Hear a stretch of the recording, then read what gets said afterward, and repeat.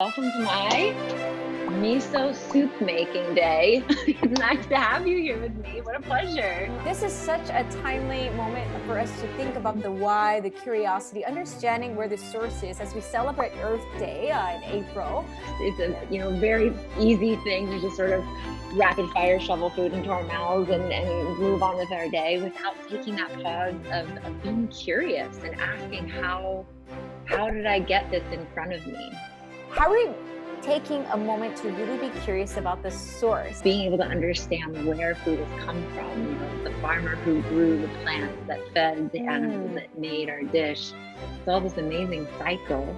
And so when we can understand that, you can kind of stand in awe of the food and feel a sense of kind of gratitude.